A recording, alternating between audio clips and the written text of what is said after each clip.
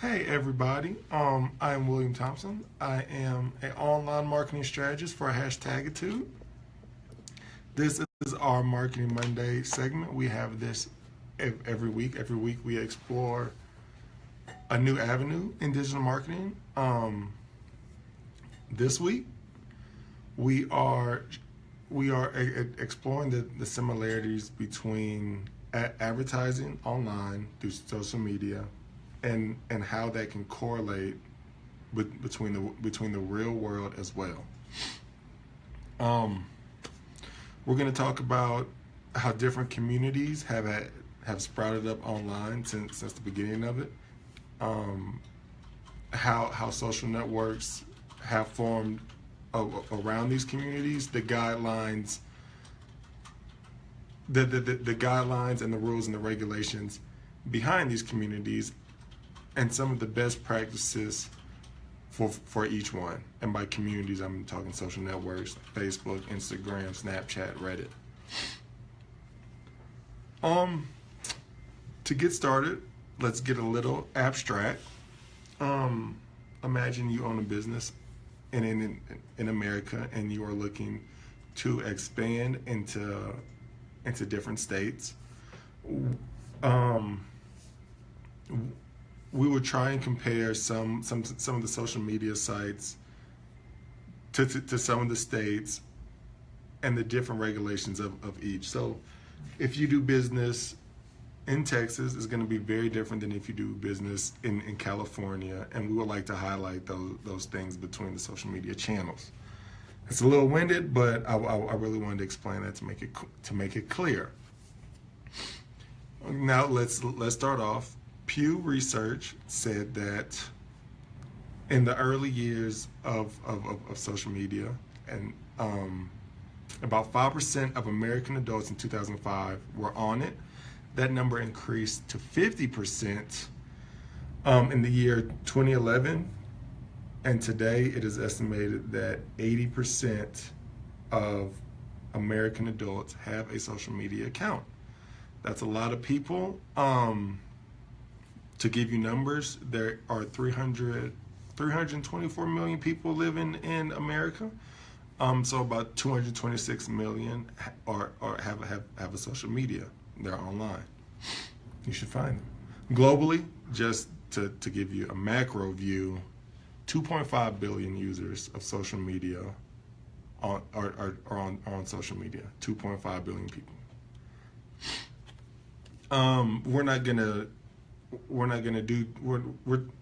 focus on global numbers. We're gonna try to keep it. We're gonna use America as an example to just try and keep it small.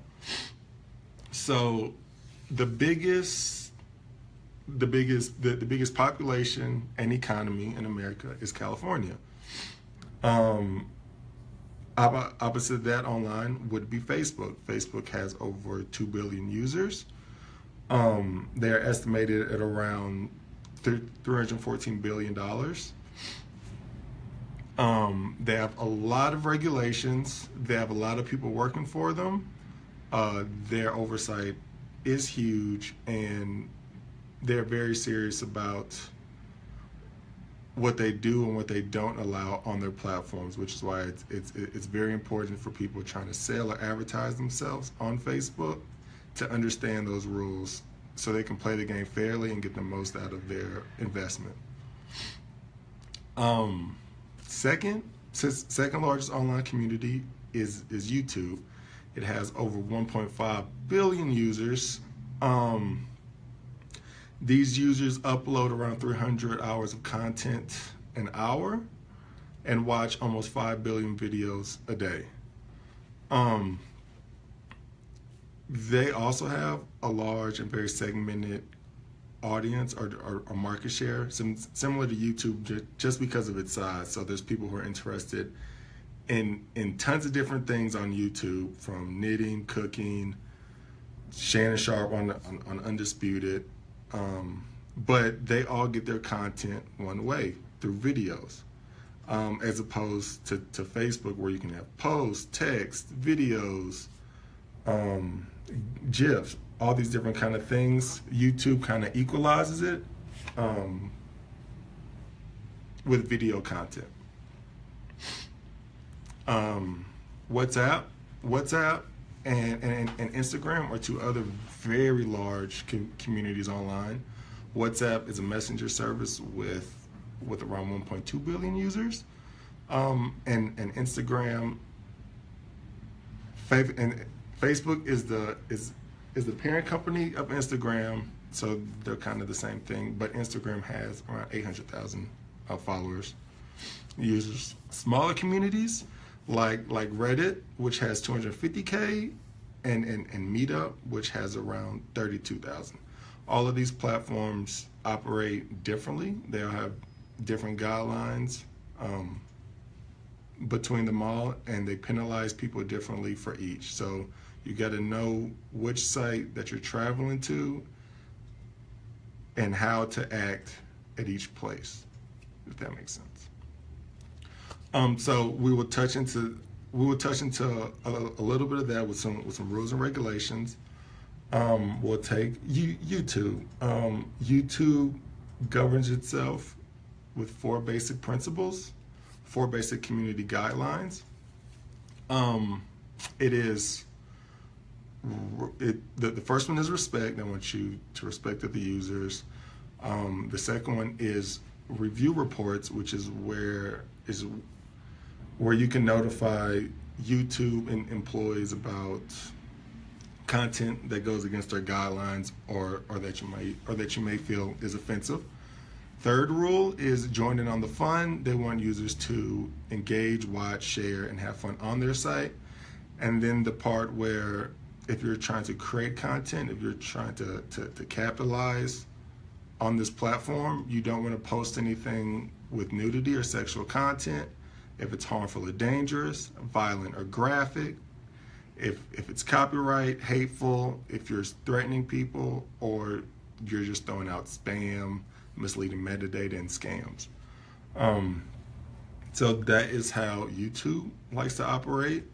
When you go in there, follow those rules, you should do fine. Facebook, on the other side, their rules are way more complex.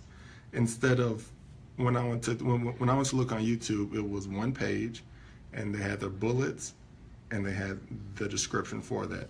Facebook is a page with 5 or 6 external links for each subgenre of their rules and regulations. Once you click into that link, then that link will take you into a more advanced or more comprehensive guidelines. Way more massive and expansive, but that should be understood with the biggest platform, the biggest social platform in the world, with more people on it than most countries. If it was a country, it would be, I think it would be the largest country in the world.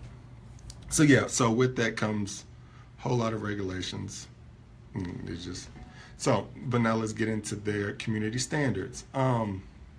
So their page guidelines, if you create a company page, so if #2 created a Facebook page, which we have one, there are certain things that we have to follow in order for us to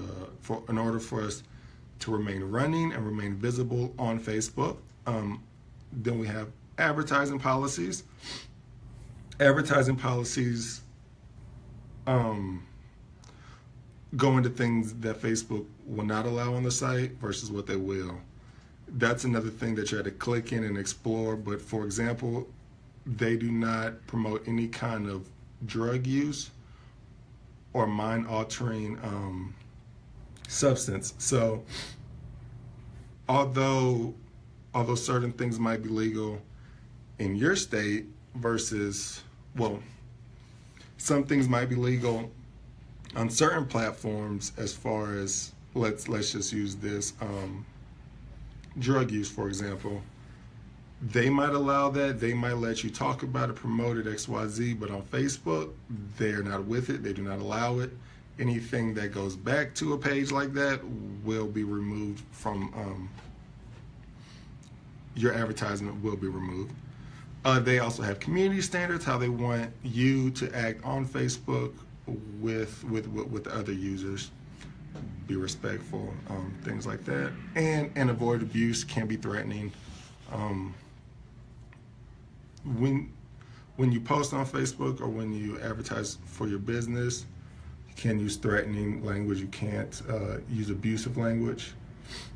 Like I said, other sites respond differently depending on where you are, or depending on what social network that you're on. They will promote, or they're more lenient about certain things. So you got to be cognizant of where you're advertising your product. So in contrast to Facebook's massive oversight and dedicated team of vigilant employees, Reddit uses a more community-governed, a more community enforcement approach. I was on their guidelines, short and sweet. Basically, it boiled down to Reddit. Reddit likes to warn its users maybe 2 or 3 times about the content that they're putting on, so they're less strict as, let's say, Facebook or Google, where they'll just take you off without communicating. They rely heavily on their community or their subscribers to notify the Reddit team if there's anything amiss as well. So it's almost like if you're operating within this Reddit channel appropriately, you will be okay. But if you go into a different channel speaking differently around people who don't agree with it, they can complain and they can get your advertising or your post or your likelihood off of Reddit. As well as all the rules and regulations, it's also important to see the economy or the performance of these social network sites. So I'm gonna always go back to Facebook because it's the big dog in the house. It's worth $314 billion. It makes millions and millions of dollars in ad revenue every year, just like Google and just like YouTube. Twitter is a little differently. If you're going on Twitter to promote your business, you should know that 92% of all interactions on Twitter are because someone clicked a link. So when you're on Twitter promoting your business, it's smart not to just throw a catchphrase and that's it. You want to include a links for people to click to and then make a move or a purchase. So a tweet with a call to action, something short and attention grabbing with a link performs incredibly on Twitter. That's the kind of strategy that you should use while tweeting. What you should also know is that from its 1.3 billion accounts on Twitter, more than half of them are inactive. So you're essentially only talking to around 300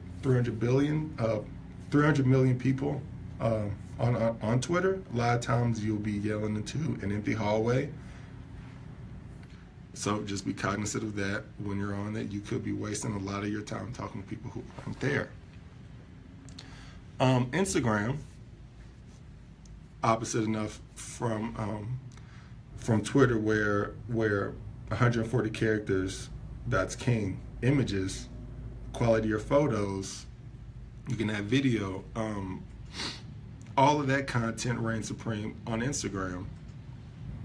Lifestyle brands and product placement, they work really, really well on Instagram. In fact, that's how a lot of advertisers are getting around using advertising on Instagram. They are finding popular people who use Instagram, like, let's say, what is that Kardashian? One of the Kardashians, she has millions of followers. They now just go straight to her and then get her to product place their brand or speak good about it or anything like that. That's been shown to be an effective and increasingly popular way of advertising on Instagram. So again, it's a different platform and you have different ways of working within the system. Instagram, my best advice is to get into the community, find find who the influencers are, who are leading the conversation, who has the most followers, see if you can talk to them and then get them to promote your product. I would also advise having quality photos with appropriate hashtags.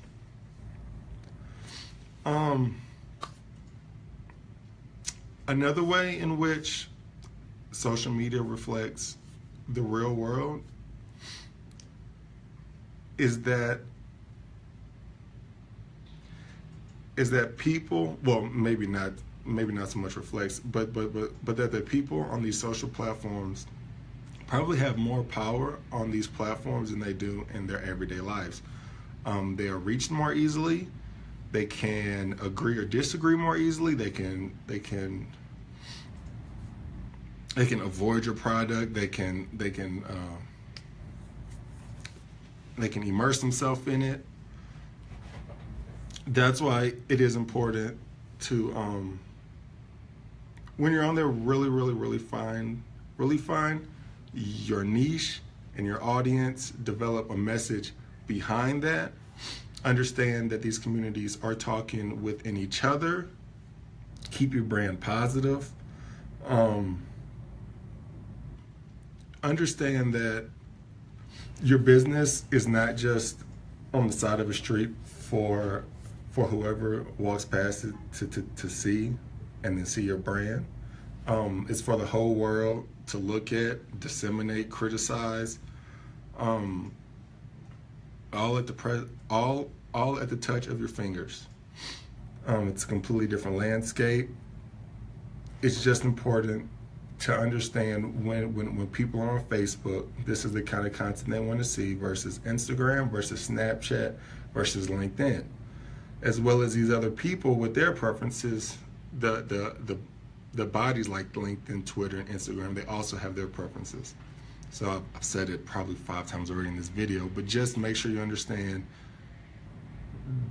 the guidelines and parameters in which you can work within this system to get the most value back. That's about it for today. The conclusion, I shouldn't have said that, but later on this week, we will have a blog topic dedicated to this more on a global macro scale. There'll be plenty of charts. There'll be a lot of fun graphics. We will discuss how these different social media platforms have population sizes, governing bodies, economies, basically how the online community works similarly to the real world. And then with that, hopefully you can find some ways to take advantage of the system, see some trends, try to get there on the ground floor. It's not really the ground floor of this, but the earlier you start, the better. Hopefully it will show you the importance of being online and how you can get the same benefits from being online as you can versus the real world. Our upcoming events, we will be at the DMCC, Denver Metro Chamber of Commerce, for Net90 Marketplace. We also have a booth. We'd love if you'd stop by. October 19th, 4:30 to 7:30 p.m. So come check us out, get some stickers. We'd love to talk to you. See you there.